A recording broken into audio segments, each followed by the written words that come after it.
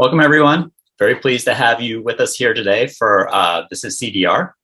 This Is CDR is an online event series presented by OpenAir to explore the wide range of carbon dioxide removal solutions currently being researched, developed, and deployed, and to contextualize them for policy proposals we have under development relating to carbon dioxide removal for New York and other states and localities. As Chris mentioned in the chat, everyone please introduce yourself and tell us where you're zooming in from. My name's Toby Bryce. I'm based in Brooklyn, New York, and I work on CDR policy advocacy with OpenAir. If you're not familiar with our group, OpenAir is a distributed volunteer network dedicated to the advancement of CDR solutions that are essential to solving the climate crisis. We're a global community and growing quickly. We work together on shared open source missions in the areas of policy advocacy, R&D, and sort of activist market development for carbon removal. There'll be a link in the chat to a join forum. We do a lot of our kind of communications on Discord, which is similar to Slack, and we'd love to get you on there and talking. And there are lots of different things that you can get involved with. So please join us if you're interested. This is review for many of you, but just some quick background on what is CDR, and it's important to define it up front. CDR comprise activities that remove carbon dioxide from the atmosphere and durably store it in geological, terrestrial, or ocean reservoirs or in long-lived products. And there are two really important points to highlight when you're talking about CDR, and we say it over and over again, but it bears repeating. Number one, CDR is in no way, shape, or form a substitute for reducing emissions and decarbonizing our economy as quickly as possible, full stop. We absolutely have to do that. And moreover, the lion's share of our current resources and efforts on climate, like 95% or higher, need to go toward reducing emissions. That said, there is strong scientific consensus, most recently it's expressed in pretty alarming and stark terms in the most recent IPCC AR6, that carbon removal is going to be needed at gigaton scale by mid-century for us to have any chance of limiting warming to 1.5 or even 2 degrees Celsius. And gigaton is a billion tons. And that's not just going to magically manifest when we need it in 2024, 2045, or 50. We're currently at kiloton scale.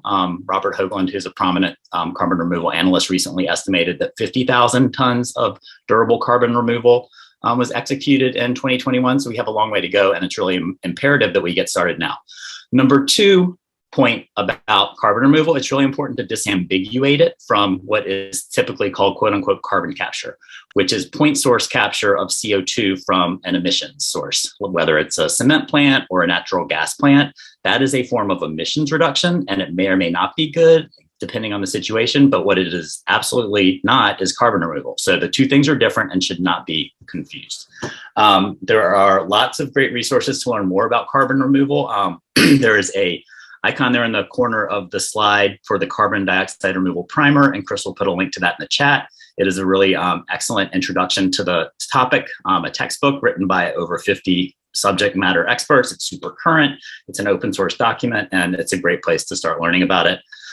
Our humble series here, This Is CDR, we're upwards of 30 episodes now, and we've had experts from all over academia and CDR entrepreneurs, so that's another great place to learn. And Chris will put a few other links in the chat for places where you can learn more about CDR.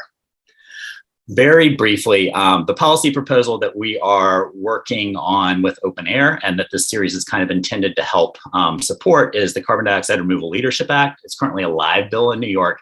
It is a state-level CDR procurement policy that gets the public sector starting to procure carbon removal in very small amounts in the immediate term, but scaling up so that we can help provide market support to scale durable CDR. The bill is standards-based and pathway agnostic, meaning we set a series of standards relating to additionality, durability, verification, and importantly, equity, and then let the market and innovation compete to deliver the best solutions for state procurement.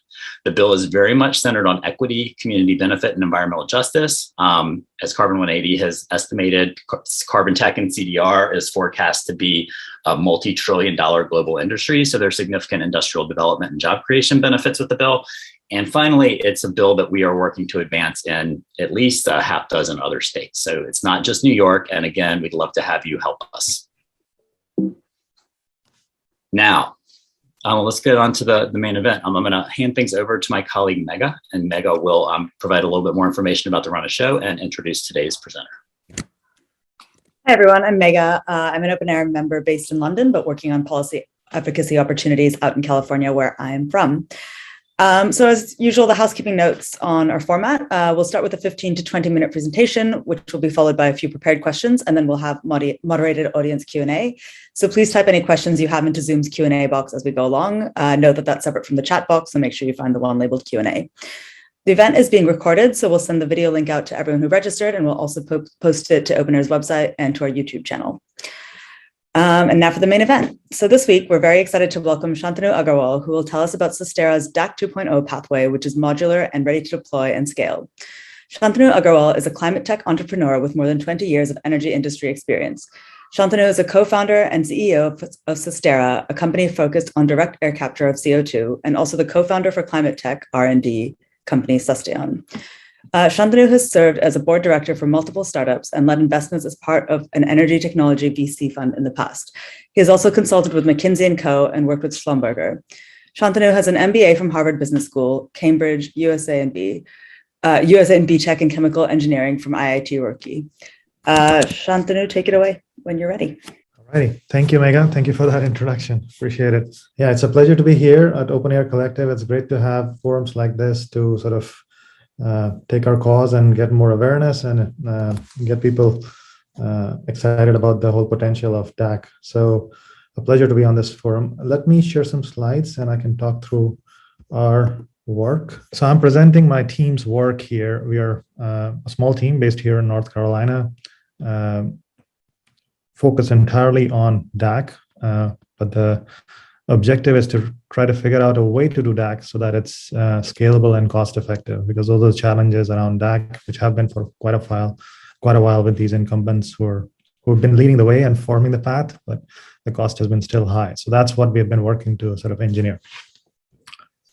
I'll talk a little bit about need for DAC. I just want to make sure everybody's on the same page, and then we'll talk about the challenge and our solution in detail. So first things first, and Toby mentioned some of this already. There is a definite need of negative emission technologies, irrespective of what we do in terms of mitigation. And the more we delay mitigation, the more the negative emission technology amount increases. With the current path of negative emission technologies proposed and estimated by IPCC, using the most aggressive mitigation pathway which is possible, the estimates are of about a 5 gigaton type of capacity per annum required for negative emission by 2050. So that is a big ask for negative emission, and it only increases as the delay in mitigation happens. So for us to retain the 2 degrees centigrade limit, this negative emission or direct air, one of them is direct air capture, obviously, has to be really a priority to scale. Now, what are the various pathways for this negative emission? I'm sure a lot of the folks already know about this. Briefly touching on this, I think both biosphere and geosphere-based solutions are required. In our case, we are a geosphere-based solution. Geosphere-based solutions are more durable because you're capturing and putting the CO2 down there for thousands of years, in a lot of cases converting it to rock permanently. So that is a better pathway and more durable pathway, and that is what we should propose to try to do for the 5 gigaton, which we need absolutely by 2050. We obviously need much higher than that. So biosphere-based and other solutions are also very much something which we should do. But for air capture and some of the other solutions like ocean capture, in our view, we should think about 5 gigaton as a target by 2050.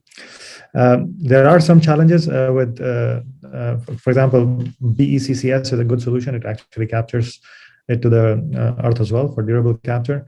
But there's some competition with biological sourcing where you are competing with food, you're competing with the population growth of the planet, you're competing with biodiversity. So those kind of challenges are all with biosphere-based, and even BECCS has those challenges. So our view is air capture, ocean capture, some of these inorganic-based technologies which can actually scale on an industrial basis and can make that happen. So if we had that objective of 5 gigaton to happen with that, what is the scale of the challenge?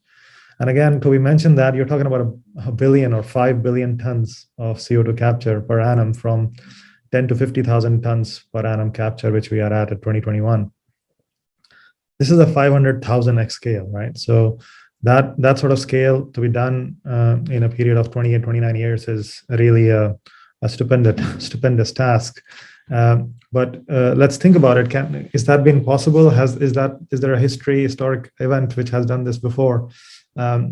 If we start counting from the first million tons plant, which is going to hopefully come online in 24, 25, then we have 25 years to go to 5,000x scale, right? Still 5,000x in 25 years is a massive task. But electric vehicles in the last 10 years, and I was reading a paper, scaled 230 times in 10 years. And if you expand that 10-year scaling to 25 years, that gives you around 5,000x scale already. So we have done it in electric vehicles. So we can do that in carbon capture as well, in sort of negative emission carbon capture as well.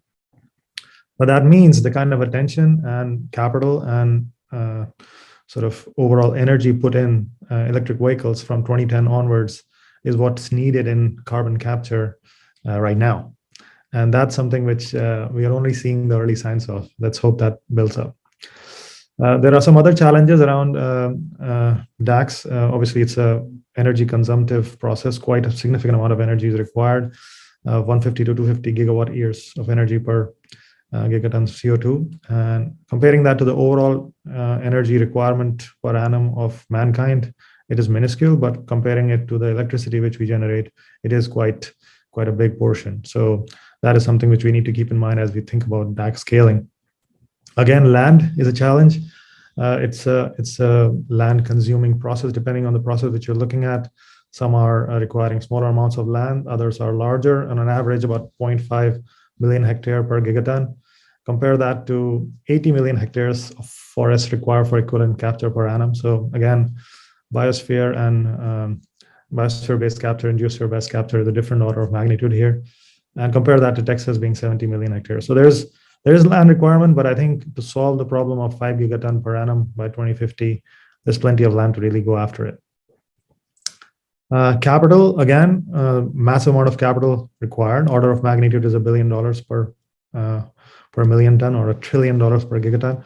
So there's a huge capital need, and that means this capital needs to be provided some return. We have got a voluntary carbon market today active, but that's not good enough. We really need a significant regulatory metric to a regulatory system to come in place to provide a return on capital for this sort of investment, which is required for reaching our objectives. And then depending on the technology, there's a need for water, there's need for specialized manufacturing, obviously need for sequestration sites if you're not converting into something. So all those are also challenges to scale. So just wanted to lay it out to sort of start with in terms of the problems which we're trying to solve and how we think about these problems as we try to attack our solution. There are lots of approaches towards this, and I think OpenAir Collective has presented some of these already in their earlier sessions, and more are coming in the future. And it's really encouraging to see the types of ingenuity and new technologies and new approaches people are bringing to do DAC. And we track about 29 of these smaller companies. I heard from Toby and Chris that there are 50 now, and that's great. We need more. I mean, I just talked about the scale of challenge you're trying to do. So there's enough space for all of us to really work together to build this ecosystem, to find the solutions, and not solution, but solutions which can actually solve and give us the amount of DAC which we need. We are a solid sorbent company. There is quite a significant amount of other solid sorbent companies. And we believe we have a solution which has some characteristics which allow us to scale better. So let's talk about those. So how do we differentiate? What is the real sort of crux in why Susteera is doing what it's doing, and why we believe that we have something which is really special? First and most important is our sorbent. We believe we have a sorbent system, which we have now experimented quite extensively and continuing to optimize, which is based on a non-amine material primarily, and it's abundantly available, and it's a low cost capture agent. It's essentially alkali metal based material.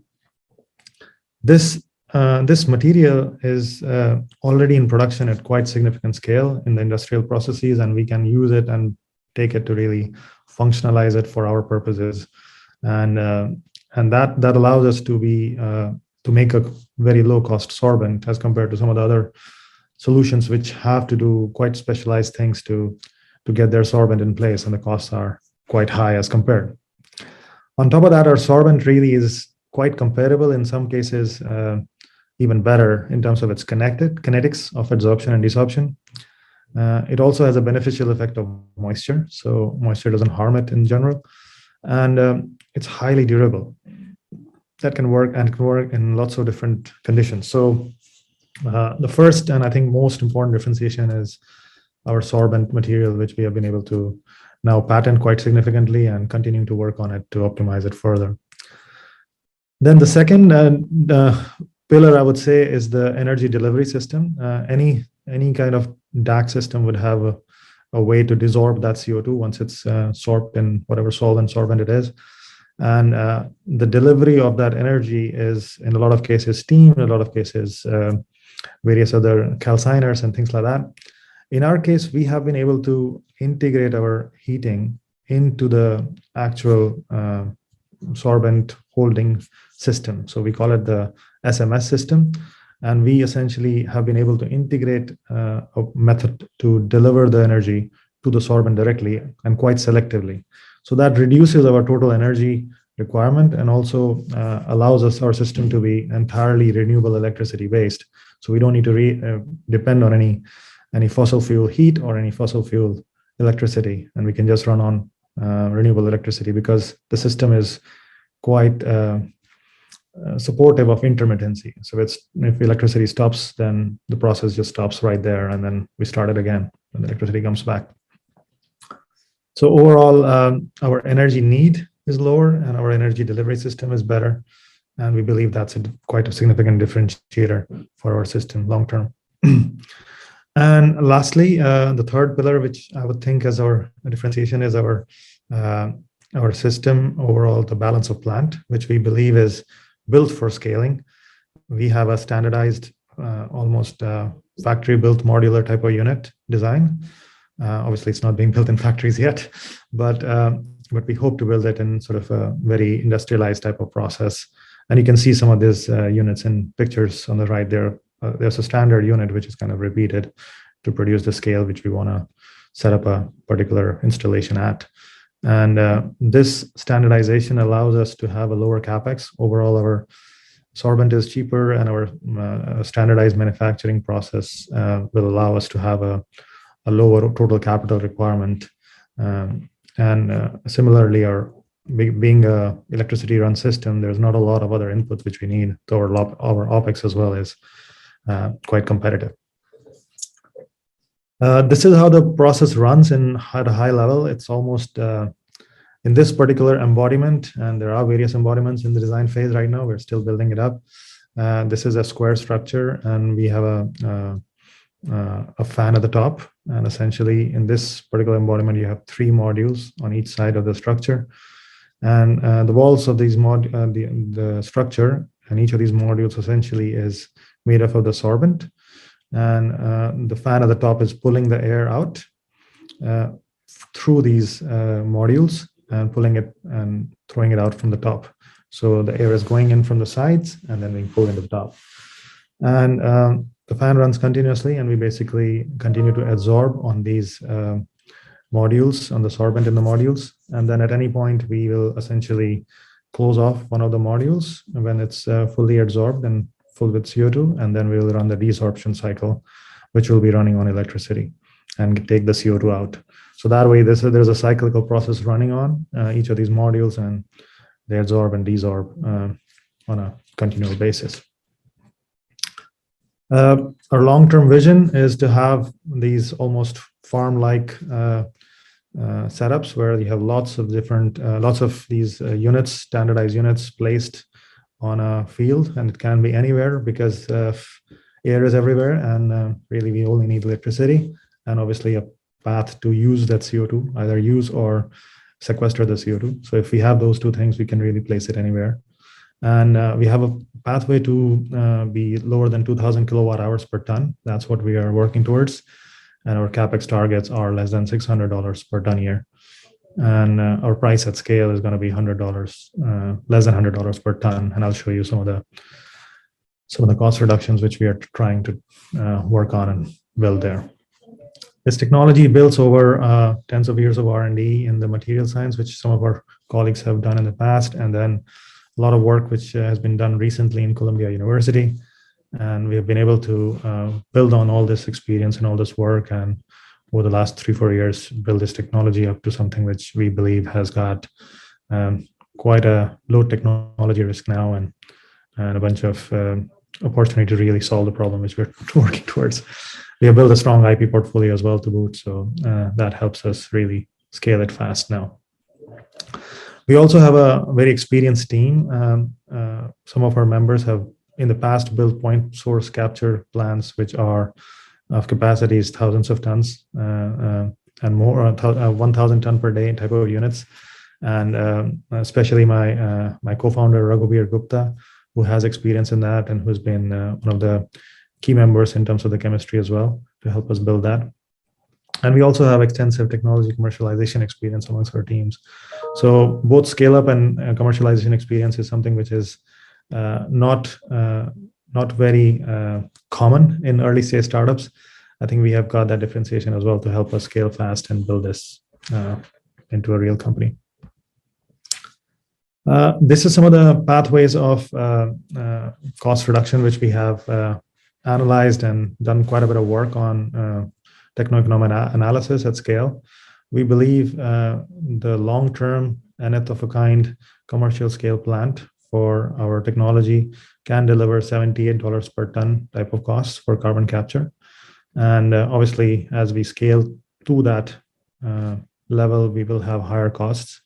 Our initial unit is substantially higher. And then as we go towards 10 ton per day and 100 ton per day, and then a million ton per annum type of scale, the cost will continue to reduce as we are able to adopt the sort of factory manufacturing of the various units and are able to further optimize our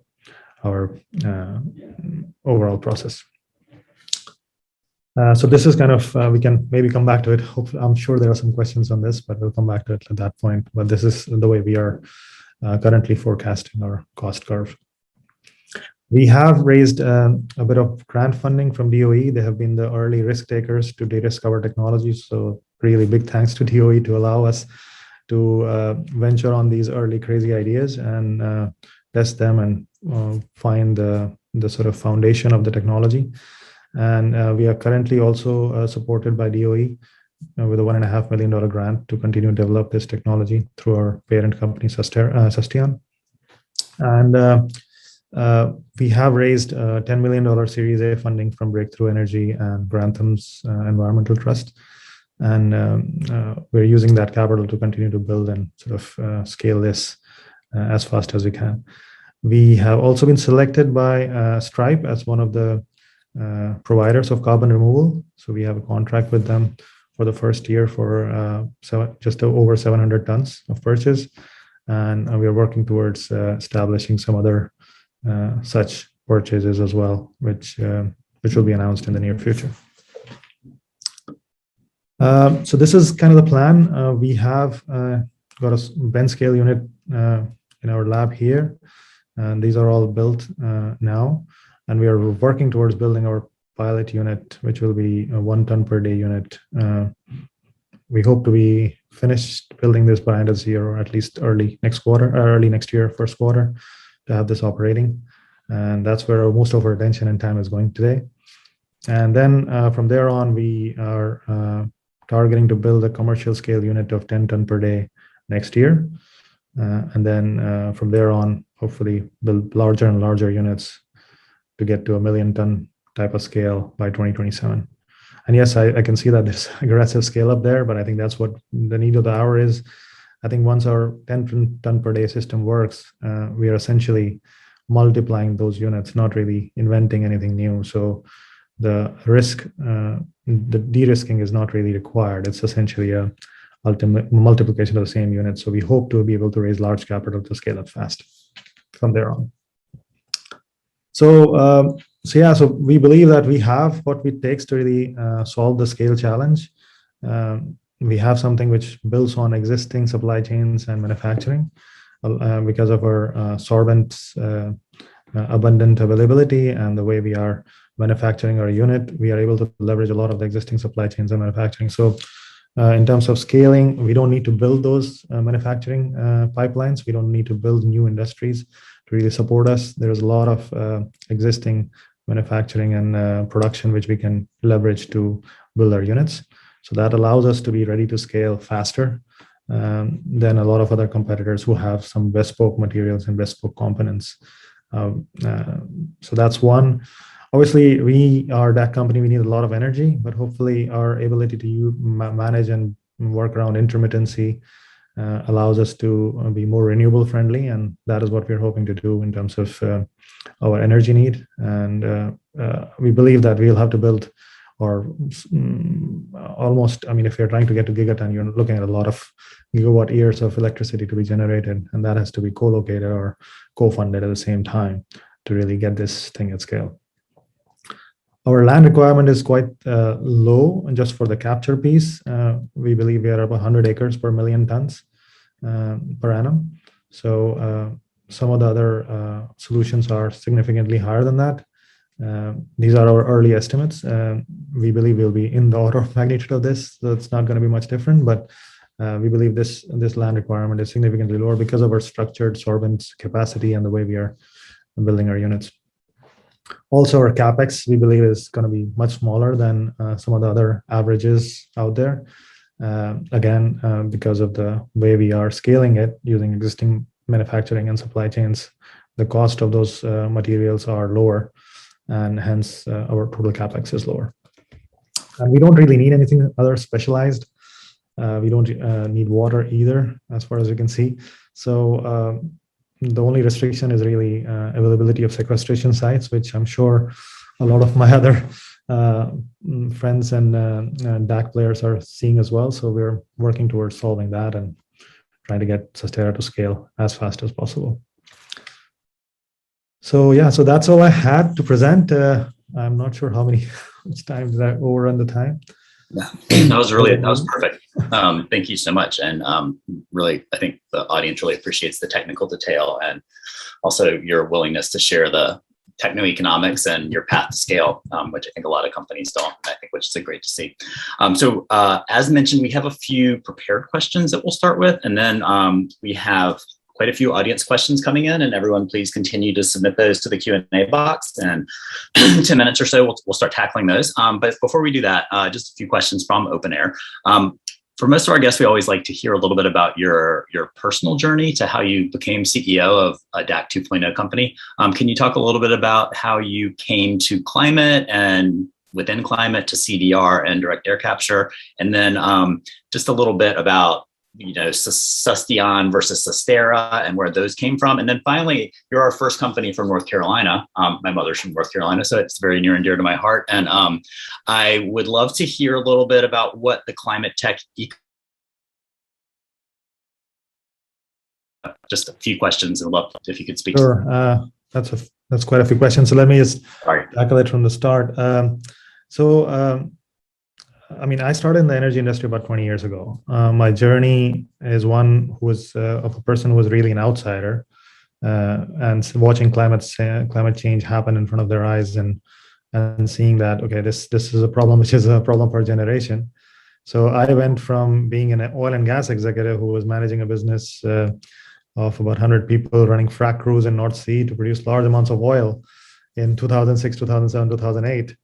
To somebody who's now really solving it and leading a company to sort of reverse. So it's a complete reversal in some ways, and it is because I could see, and around 2007-8, I started really understanding the whole climate change issue, and then I became a believer, and I wanted to be part of the solution rather than being part of the problem. So I went and did an MBA.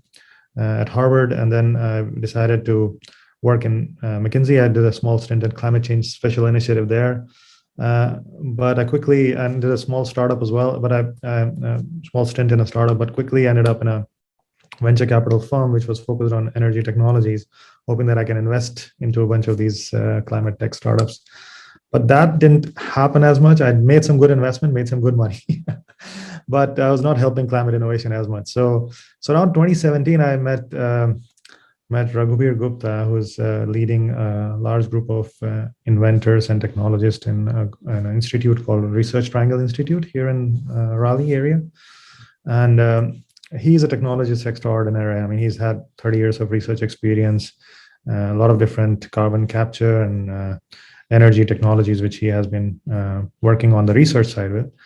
And we kind of found a kindred spirit in trying to figure out the decarbonization challenge which we were facing. So we decided to partner up to focus on entirely decarbonization and early stage technologies to de-risk them and to sort of, first of all, find them in the US ecosystem and then partner with them, run experiments and development research with them, and to de-risk and advance them from somewhere TRL 2-3 stage to TRL 4-5. So that's what Susteon does. It's kind of an R&D shop which works with innovators to de-risk technologies and finds that early stage de-risking capital as well, primarily through DOE R&D grants and some private grants as well. And one of the first technologies which we have been able to really de-risk quite significantly is the DAC technology, which we spun out last year. And that became the first commercial spin-out type of company rather than a licensing play, which we've done in the past with some other technologies.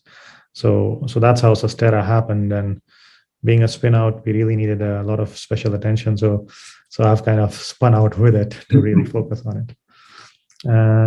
So that's kind of the story, how Susteera happened. And in terms of the Research Triangle area, I think the Research Triangle area is a great area to live in. It's got everything going for it in terms of lifestyle, nearby beaches, nearby mountains. But in terms of the whole decarbonization ecosystem, I would say it's still a very young place in that. There are much more mature decarbonization ecosystems in California and some other places in the country. But there are a few companies coming along, and we're hoping that with Susteera growing and Susteon growing, we will form a bigger ecosystem here. We really need that to happen. Great, yeah. And I think the workforce, I mean, the human capital of the area is really a huge asset, it seems like, in the universities. All right, and I apologize for the multi-part question, but I have another one. Peter Miner from Carbon 180 wrote an article a couple months ago about DAC 2.0, and you check a lot of those boxes and you covered this, but it would be great if you could sort of speak again to how Susteera is addressing these sort of DAC 2.0 considerations, because I think that they're kind of exemplary in terms of how we can get the overall pathway to scale. And you didn't talk about this first one as much, so I'd love to hear you talk about passive air contact. Number 2, modular, which you did talk about, both the form factor and the parts in the supply chain. And then number 3, moving beyond chemical sorbents and how your sorbent sort of addresses that consideration. So I guess we're not a passive air contact company. Yep. We actually are actively promoting air contact through those fans. And we're optimizing for that, not to use too much energy. But I think we need active air contact because otherwise you've got a lot of capital just sitting there waiting for the wind to blow. And that's not ideal when we are trying to build a specialized unit which has some specialized sorbents, which cost capital. Because I mean, if you're extremely cheap, then maybe passive air contact works. But in our case, we are kind of in the middle there, I would say, in the capital. I've already given you the numbers, which we are targeting. So I think that's the reason we are not passive air contact. I think with our air contactor, it's kind of an established technology. Think of cooling tower kind of form factor. So it's not something which we are inventing. It's been perfected, and the art is very well known of how to really contact air with materials in the wall in a setup like that. So I think that's why we are benefiting from all that engineering innovation, but we believe active air contact is something which is required for our system, not really a passive system. We definitely are very modular. I think you got that. The form factor, the parts, the supply chain, all those things are kind of working towards our modular nature of our system, and we believe that will advantage us as we build these systems and scale. We are a chemical sorbent. I mean, for any kind of active, high activity capture, high kinetics, you need chemical solvents. So I think from his work, when he's thinking about passive air contact and not chemical solvents, both those probably go together, where you're looking at something which is very slow and it's passive. And that may be something which some of the folks are trying in ocean capture and other areas. But we are kind of the active air contact and chemical solvents together work to optimize for that. Our formula of DAC 2.0, I would say. Yeah. No, that makes sense. And I mean, to be fair, I think he was really talking a lot about heirloom there. And I think that, as you pointed out, there are a lot of different pathways for DAC. And the nice thing is that DAC's not one thing, and we can sort of assess how all of these different pathways will scale and come down the cost curve. So thank you for that. And all right, so you have a 1 megaton plant forecast for around 2027. Can you talk about what that would be like? I think you said a 1 megaton plant requires 100 acres. Is that correct? Of land? Yes. And so that's how much land. Can you talk about just think if you live next door to that, would it make noise? Would there be vibrations? Would there be a lot of trucks coming in and out? Like, what would it be like for someone who lives there? Would you be, how many jobs would that plant create, to build and then on an ongoing basis? How much CO2 would be stored on site? Is there any risk to that? And then finally, I know you said that you have a long-lived sorbent, but it must not be eternal. So is there any issue associated with the disposal of the sorbent? Is it a hazardous material? How would you handle that? Sure. Okay, so I'll try to remember all those questions. If I miss any, just let me know. I'm sorry. So I think you can see something on the screen, which is placed in a desert dune kind of space, but don't think of it as a desert dune. Think of it as a land parcel. That is kind of our vision of a large scale unit, and where you potentially can have co-located energy generation with solar and wind together, and you have this in the middle of nowhere. And it obviously will need a sequestration site, or will need some sort of a carbon dioxide utilization play that we have not shown in this kind of zoom up image which we are seeing.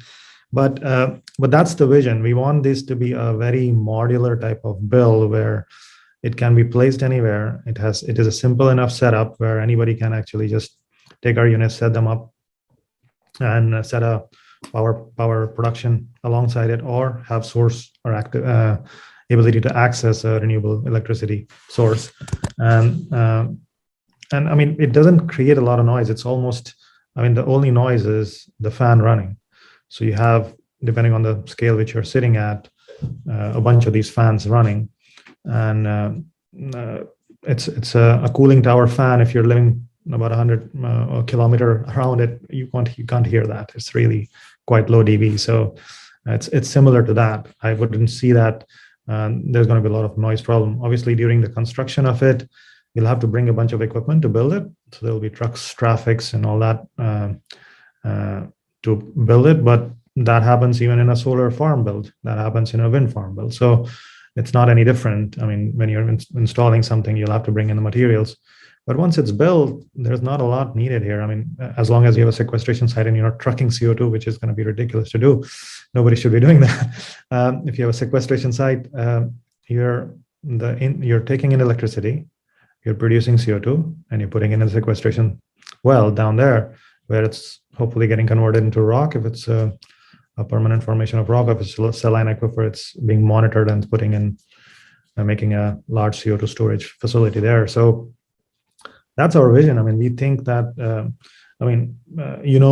Climeworks facility with Carfix in Iceland, just that facility has the capacity to take all the human-generated CO2 and put it down in that one facility. So there's a lot of capacity to hold CO2 down in geological formations. All we need is to figure out a way to put it down there.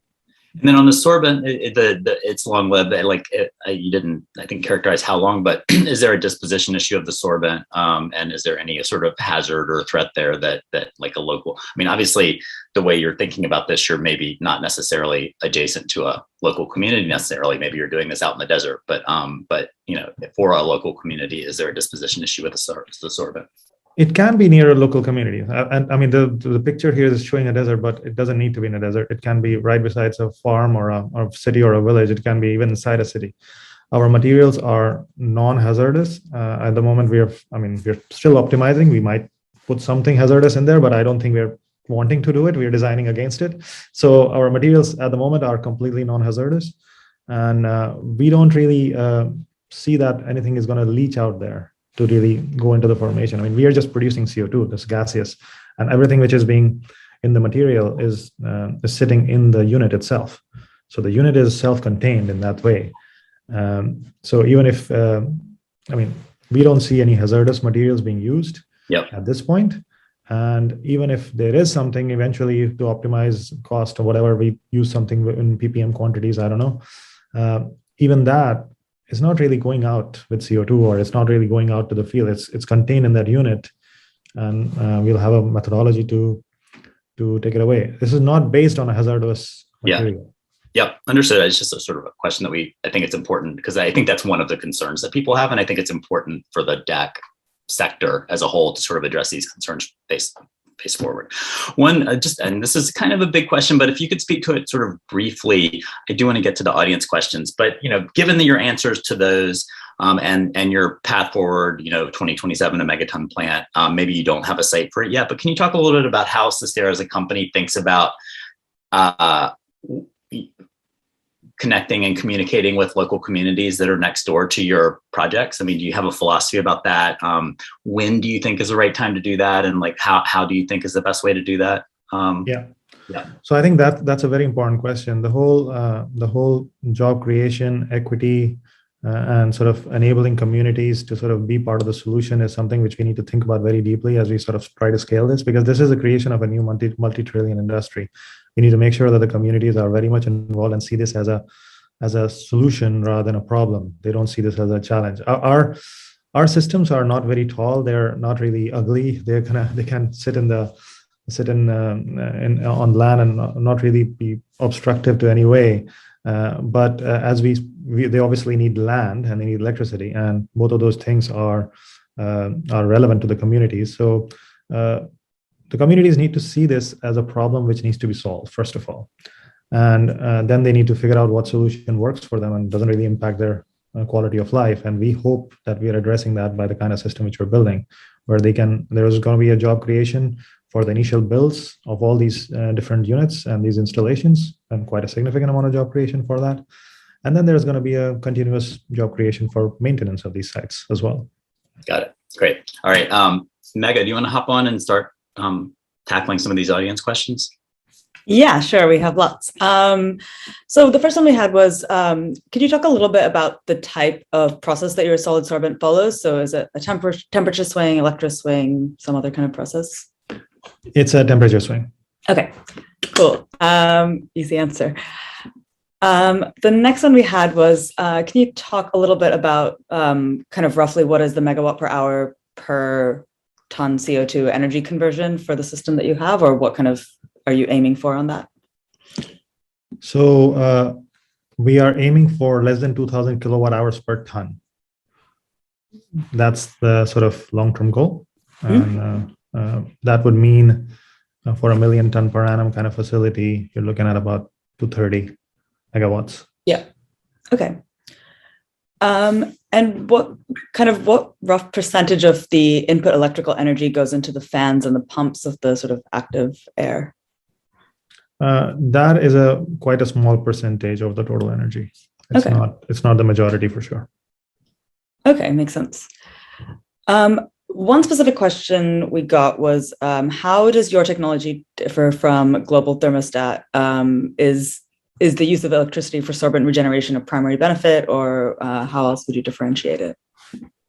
Yeah, so my understanding of global thermostats technology is that they are amine-based sorbent. Mm-hmm. So that's the first and foremost difference, that we are not an amine-based sorbent.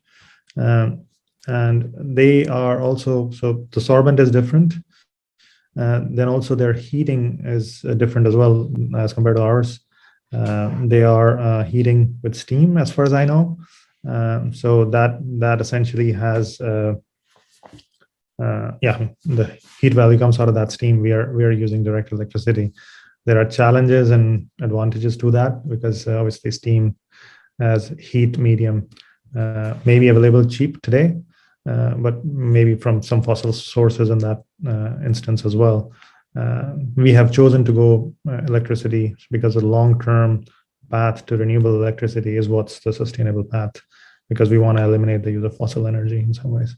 So I think that those are the two biggest differentiators in terms of what they're doing. I would say the systems are quite different.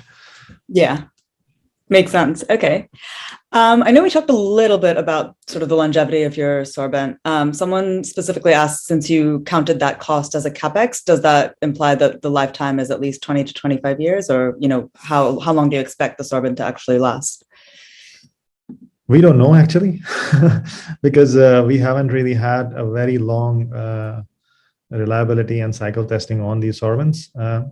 They are, the chemistry is quite robust. We believe that the cycling of these, the number of cycles that you've done, they have been quite stable, and there's not any detrimental impact which we're seeing as the cycles continue. So we believe that these things will be robust enough to run for years, not 25 years. Right now, we're assuming about a 3-year cycle life.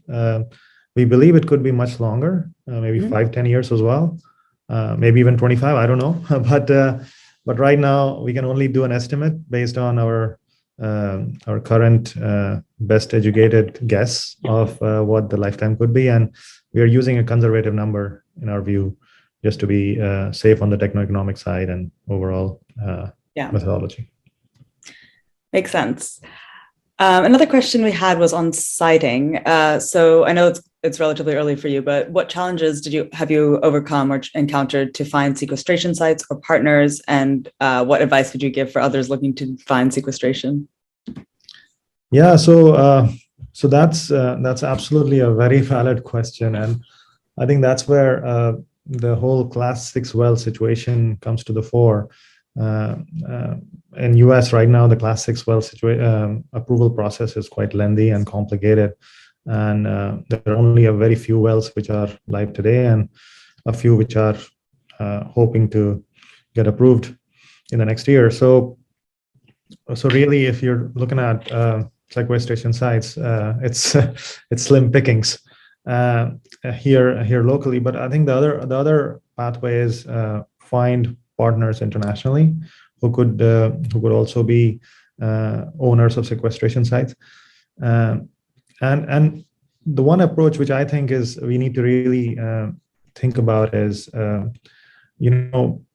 we're all coming at from with a very green angle, but a lot of these large energy companies who have been at this game for a long time may have infrastructure and may have systems which can support such a sequestration site need, which a small company, a small startup in DAC could utilize very well. So I think the partnership model is something which all of us should actually explore quite deeply, because these larger companies sometimes even don't know. You have to really knock on the door and say, okay, this is what I need. Do you have something of that sort?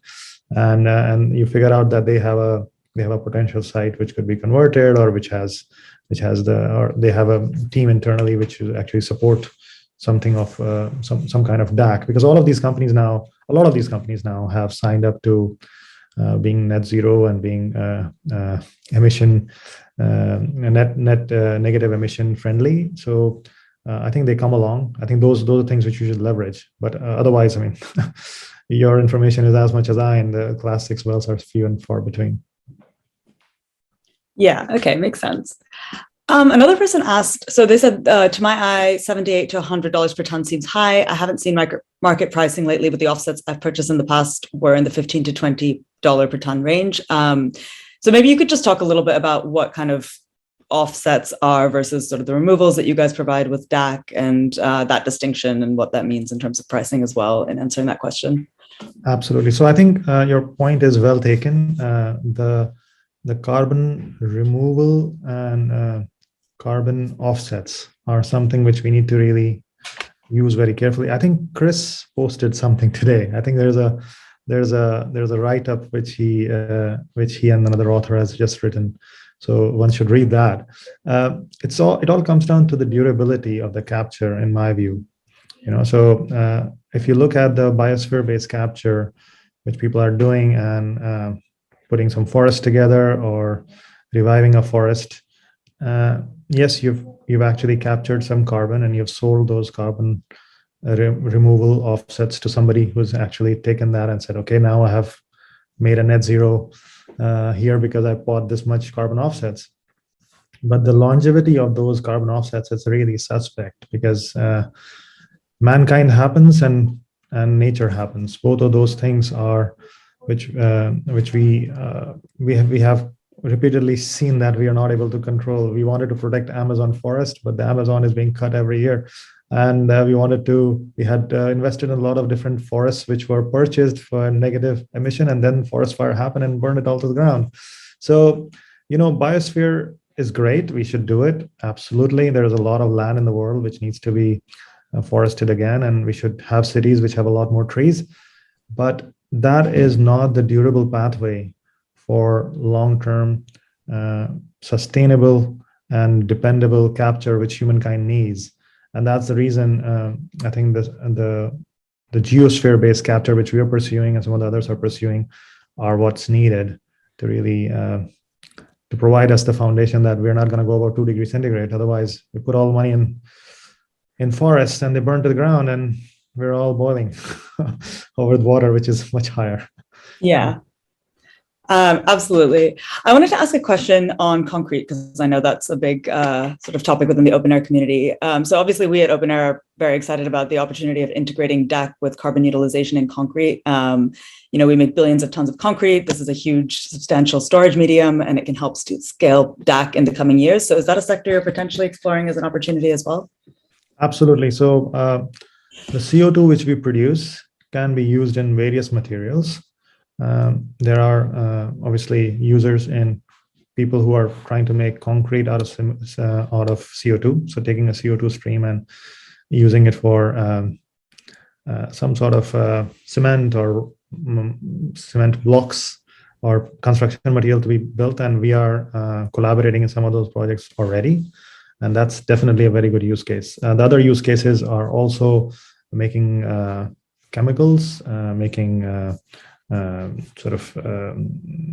petrochemicals out of CO2. So instead of making the crude as the base source, long term, we believe CO2 should be the base material for all the synthetics which we are using. And that's scientifically possible. Yes, the costs of some of those are expensive today, and there's a lot of work being done. But I think over the next 10 years, that's what's going to be figured out. And we should just stop taking new crude out of the earth, because that is the best sequestration which is there. Leave it there, please. That's carbon down there. Absolutely. I'm just going to ask one last question before I hand it back over to Toby to finish this up. So the question I got is, how can the community help your efforts to scale at Susteera? Getting the community involved beyond job creation can really help with buy-in. So what are your thoughts on that?